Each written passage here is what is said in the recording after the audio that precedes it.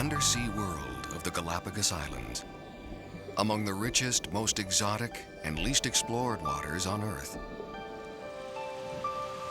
These islands reveal our planet's foremost laboratory of evolution. The process occurs right before your very eyes. Plants, birds, and animals adapting and changing at an astonishing rate. But few people realize that the same process occurs underwater. We'll journey to these extraordinary islands and document some of the bizarre and fantastic life forms found both above and below the water. We'll also join an expedition to remote Darwin Island. Here, we'll experience remarkable encounters with massive schools of hammerhead sharks and a giant among fish, the whale shark. And finally, we'll examine an issue that threatens to destroy one of the world's last remaining pristine ecosystems. Today, on Undersea Explorer.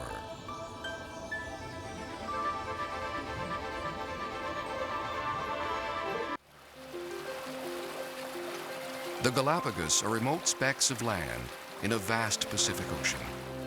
The islands lie uniquely isolated on the equator, 600 miles west of Ecuador in South America. Over 5 million years ago, successive volcanic eruptions formed an underwater platform with towering mountains. The highest peaks rose above the surface, creating an island chain known today as the Galapagos. From the 1600s, they were a lonely refuge for pirate and whaling ships and vessels that strayed off course. In 1835, the islands were visited by a modest, unknown scientist named Charles Darwin. He would be the first scientist to set foot on her shores.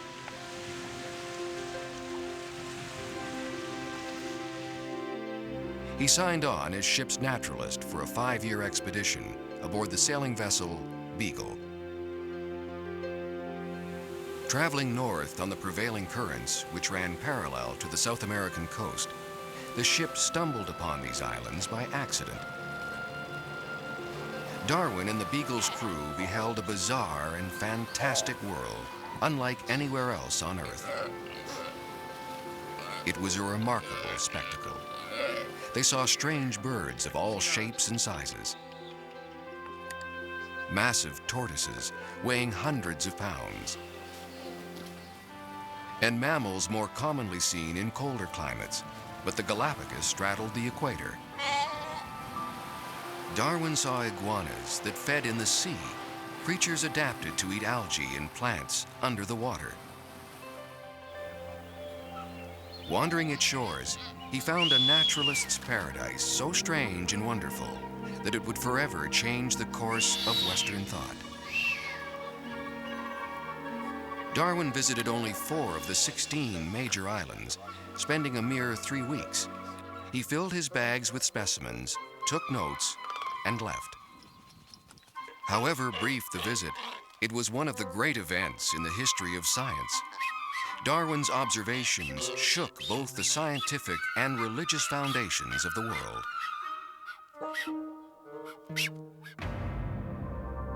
What Darwin couldn't have imagined was that the undersea world of these islands was as astounding as that above water.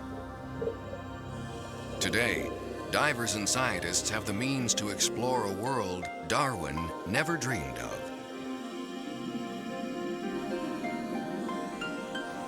Evolution is a property of all life, whether it occurs on land or in the water. The same processes are at work, the same consequences of evolution are seen in the ecosystems from the ocean depths to the tops of mountains. Fish also have the advantage of the mobility of the ocean currents and the fact that the ocean is something that they can traverse in every direction. We see that on land only in the way that birds can migrate thousands of miles, thousands of kilometers twice a year. Fish have the ocean currents they can ride, ocean currents they can be dispersed on, colonizing new areas. This in turn feeds the evolutionary mosaic that's continually being played out in these systems. To seed new areas with species, you can do it with eggs and larvae being transported on the currents. The transport is passive for these species. They have to rely on the vagaries of exactly how the currents go and their speeds, which makes it a very fortuitous and chance event. And it's the chance that makes the evolution so interesting. Once they've been introduced, the species may settle and evolve there themselves. That means that there's a lot of endemic species, species which are found nowhere else. In the Galapagos, at least a third of the species are found nowhere else in the world. This is an extraordinarily high number. Ancestors of these fish were once found in the Caribbean, Atlantic, and the Pacific. The vast oceans were at one time connected, allowing species to travel freely on ocean currents. 7 different currents converge on the Galapagos, from cold Antarctic to warm equatorial flows. All of these currents contribute diversity, creating a rich mosaic of marine life. Like their counterparts on land, these drifters and chance colonizers became the pioneers of the Galapagos. Marooned on these desert islands and remote seas, they managed to survive and adapt. This is where Darwin's story of evolution begins. They started to change, becoming different from their ancestors in the Americas, even different from their relatives on neighboring islands.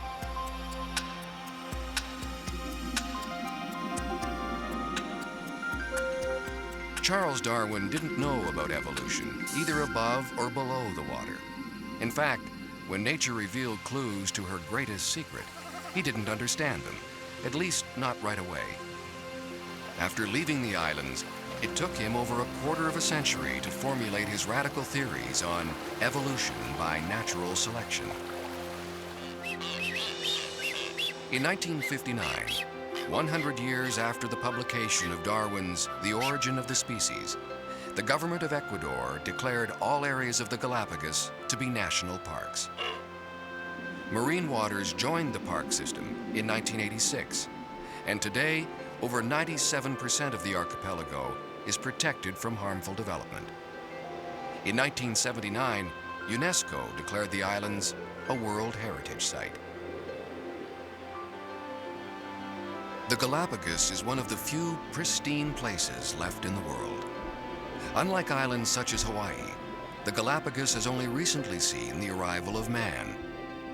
The destructive presence of humans is now beginning to take its toll. Although protected, the islands are in peril. It is uncertain whether the Galapagos can survive the most traumatic of evolutionary events, the arrival of man.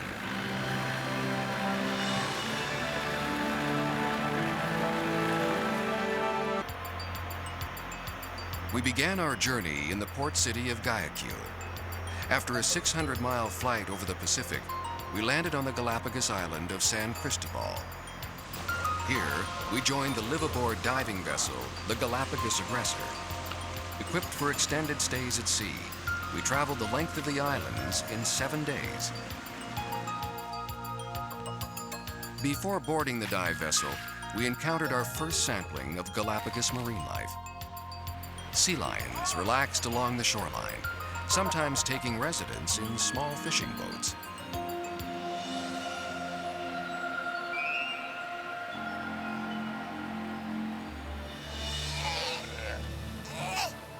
The Galapagos sea lion and the fur sea lion inhabit sandy beaches and rocky shorelines. Most of their time is spent lazily basking in the sun. Sea lions are excellent swimmers and divers. As soon as they enter the water, their heart rate drops, their blood vessels constrict, and their lungs begin to collapse. Blood flows as usual to the heart and brain, but less reaches non-vital organs like the kidneys. To stay underwater, sea lions are able to draw on oxygen in the muscles as well as in their blood. Fur sea lions can be distinguished from the Galapagos sea lion by their smaller size, larger eyes, and heavier fur coats. Male sea lions are much larger than females and have a bulbous forehead. Sea lions often delight in human company, cavorting and taunting intruding divers.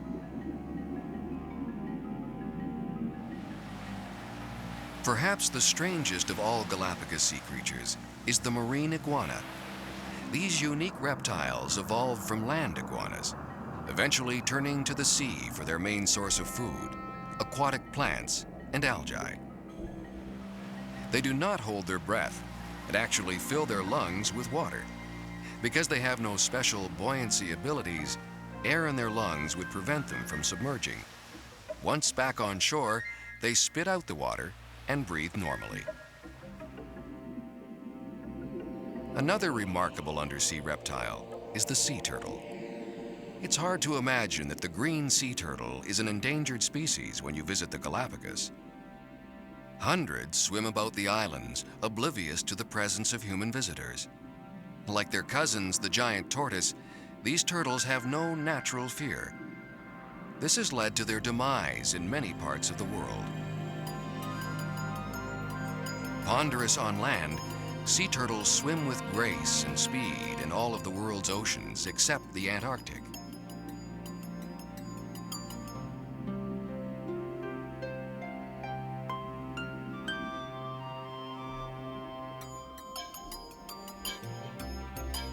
A little-known fact about the Galapagos Islands is that they have their own species of penguin. It's the only penguin that inhabits equatorial waters. During the day, using their wings as flippers, they swim out to sea to feed on small schooling fish. Visiting these islands underwater, one wonders what Darwin's reaction would have been had he been able to venture below the surface. The sheer abundance of life is staggering. Immense schools of barracuda, jacks, and dozens of other species swim in the strong currents. These currents bear nutrients and minute animals that form the basis of a complex food chain. The 7 major currents that bathe the islands are responsible for an unusual assemblage of over 300 species of fish. Darwin would have marveled at these amazing creatures. Moray eels, ranging in size from only a few inches to over 7 feet in length. Strange guinea fowl pufferfish that change from bright yellow to almost black with white spots. And large stingrays and eagle rays, measuring 8 feet across.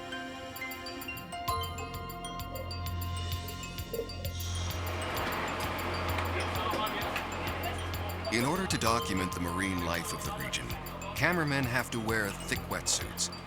Even though the Galapagos straddles the equator, water temperatures range anywhere from 60 to 80 degrees. Temperatures vary depending on which current prevails. We traveled through the main group of islands for a few days and then headed north before a dazzling sunset. Most of the islands are a few latitudinal degrees below the equator. In order to reach our final destination, we had to cross the equator, as confirmed by the boat's global positioning device. After an overnight journey of over 12 hours, we reached remote Wolf Island. Wolf and Darwin are both uninhabited, impenetrable rocky islands, home to thousands of nesting seabirds. Bottlenose dolphins greeted us with the coming dawn.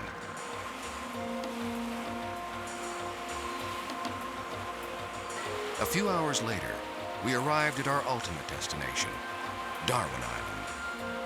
Here we hoped for encounters with 2 types of sharks, scalloped hammerheads and whale sharks. We would not be disappointed.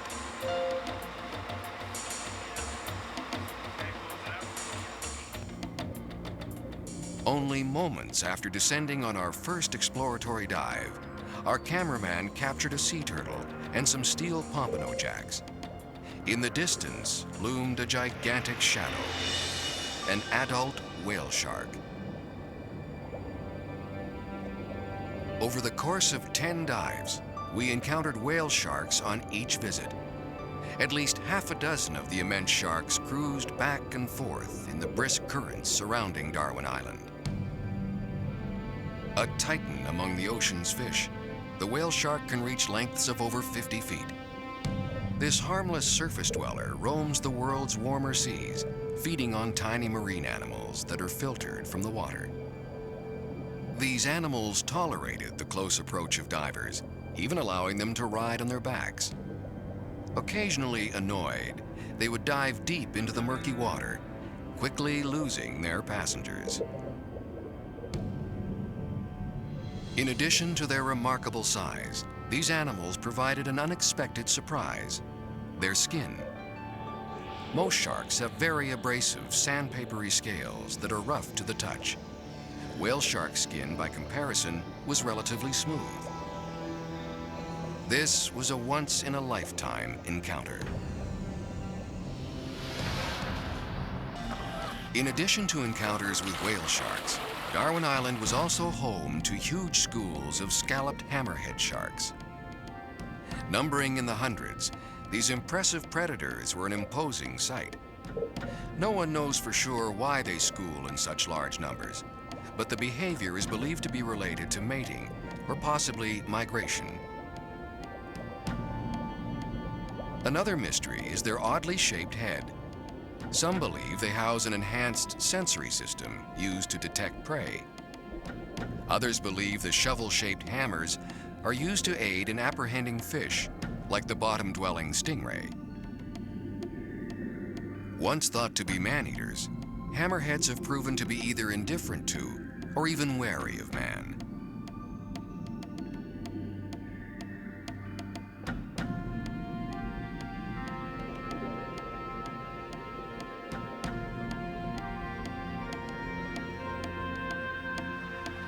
The tameness of Galapagos animals and marine life is due to the lack of large predators. It doesn't occur to them that we may be here to kill them. But nature lacks foresight and failed to anticipate the coming of man. Early sailors took cruel delight in slaughtering helpless animals. But today, killing a seal or tortoise above the water is unheard of. Yet foreign fishing vessels routinely fish illegally around the islands. One of the world's sacred places is under attack from two of the usual suspects: greed and ignorance. Cruising past Wolf Island, we were astonished to see several fishing boats only a few hundred yards from shore. Large, high-tech fishing vessels like this ship flaunt the laws of Ecuador and haul out hundreds of tons of tuna, sharks, and other food fish. An ever-growing Asian demand for shark fins and meat is now threatening these apex predators.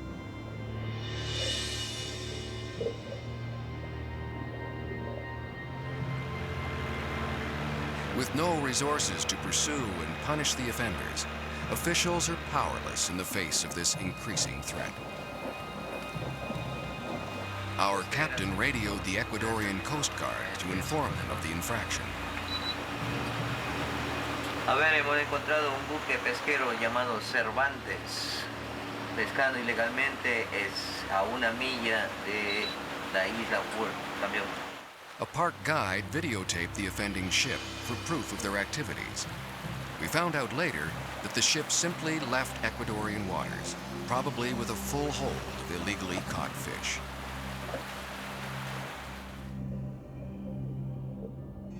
Apex predators feed at the very top of the food chain.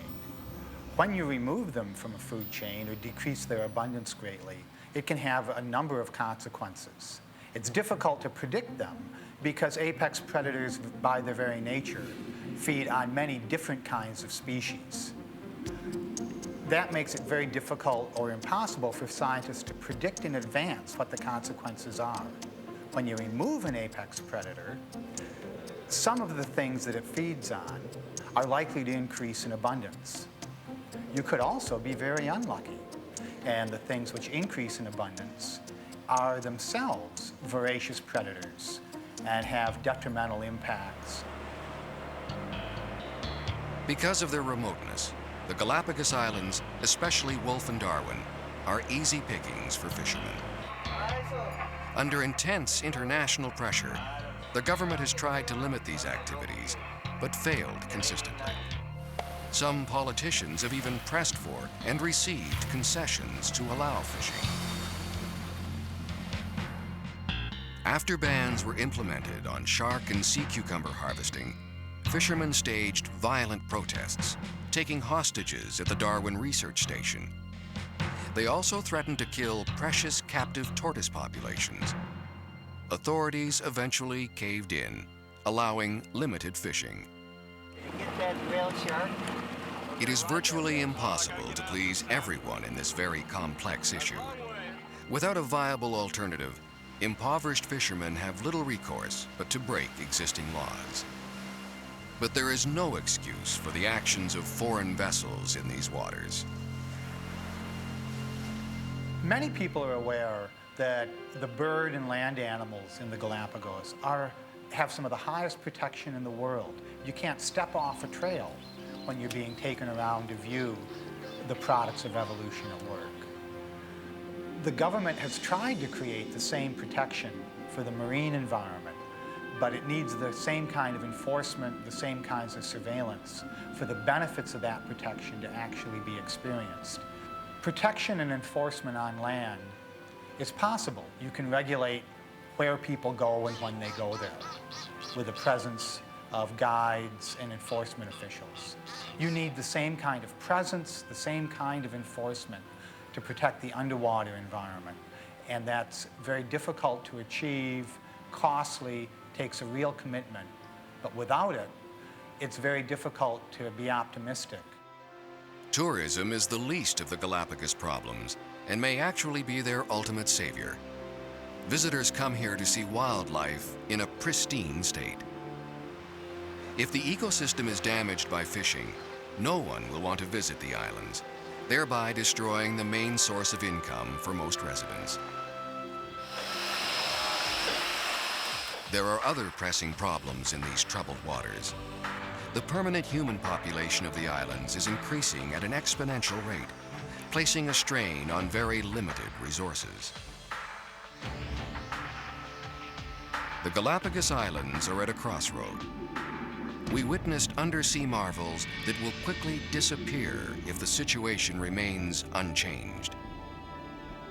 The world must recognize this precious resource and the implications of its demise should nothing be done.